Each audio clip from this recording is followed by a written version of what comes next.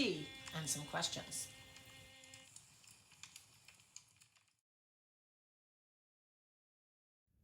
All right, I couldn't pick one difficult time. I think it gets extremely difficult when you've been at it for 10 or 15 years. Dear God. After about 10 or 15 years, and it looks like it's uphill for a lot longer, and it is. And one thing people start to do is they start to blame the other person for what's happening in real life. It happens to everyone. You can have children, not have children, be single, be married. It gets very difficult. You question yourself. You question what you're doing. You're doing too much work. You want to get out of it. And in marriages, the husband blames the wife and the wife blames the husband. Don't do that. Talk to each other about it and support each other. When it gets the hardest, that's when you have to do even more work, and you have to do it on behalf of the other person. And if they do the same thing, you can get through those hard times.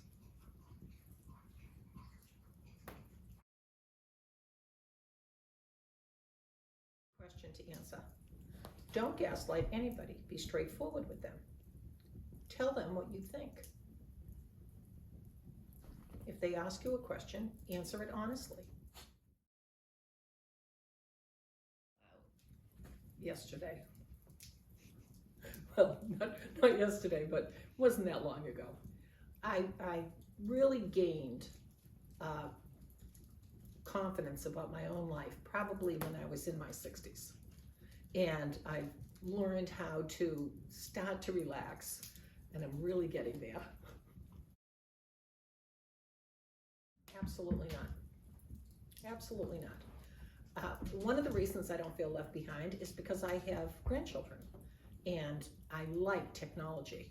I'm not real good at certain aspects of it, but I love the new technology. I love to text. I love my cell phone. And when I don't know and understand things, I ask my grandchildren, they help me. So it makes my life very nice. Don't get left behind. You don't want to do that.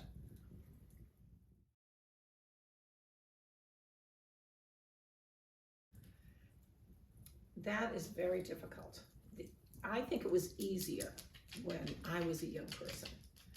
We lived in neighborhoods. I married a neighborhood person. It's different now. You don't know people that you're meeting online. You don't know them when you meet them. And it takes a long time to figure out who somebody is. Looking at people's families is a very important part of it.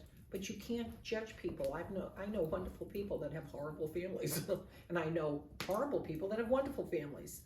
But be careful and don't jump into anything. And don't fall in love to the point where you're blind until you know who you're dealing with.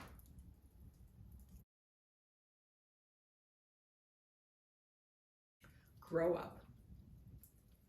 That's it. And I have a couple of very nice stories on how I did that. I was pregnant. I fell down in the snow. I cried. I didn't want to go to work because I was very pregnant. And as I'm sitting there crying and being a big jerk, a car came around the corner and almost ran me over. So I got up, brushed all the snow off me, went and got on the bus and went to work. I grew up a lot that day.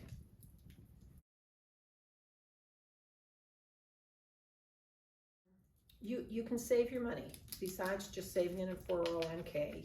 One of the things people do is they take their paycheck and they pay everything and then they figure out what's left. Don't do it that way. Figure out how much you can save and take that off the top. That comes off first. And make yourself a nice little nest egg, and you will learn about things that you're interested in, whether it's stocks or real estate or buying precious metals or there's lots of different things, but you won't learn that yet. If you're young, you'll learn it later, and if you've made a nice nest egg, then you can go buy that nice piece of land in the woods. But if you haven't saved the money, you can't do it.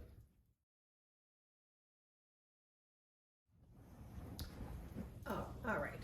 The way you become decisive is you make decisions. Now, try to figure out why you're making your decision.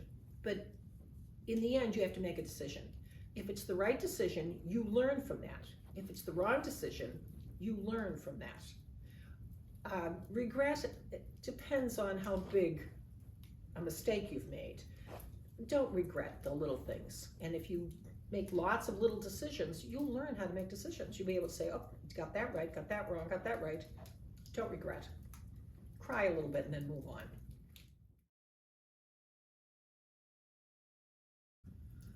That there's lots of things you can't do a thing about. There are people you love and you can't change them. There are questions that have no answers to them, and that you're it. What you do with your life is yours. No one else is going to do it for you. The key to happiness, in my opinion, is looking around when you wake up in the morning and find something to be happy about. If it's raining, decide that you love the rain. If it's sunny, say, wow, it's a beautiful sunny day. You can be happy about anything. You can be miserable about anything. Happiness comes from inside your head. So make it a nice, happy place in there.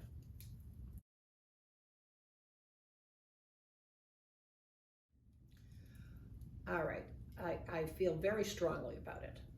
When I was raising my children, my husband was the breadwinner.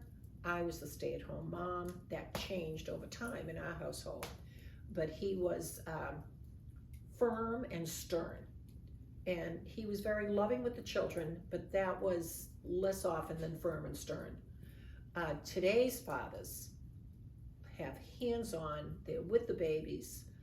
Babies have fathers, they have real fathers. Whereas fathers didn't become fathers until the kids were like teenagers in my generation. It was unfortunate. It was the wrong thing to do. Somehow children were the property of mothers, and it should never have been that way. But we're getting a much better handle on it. It's a much better thing.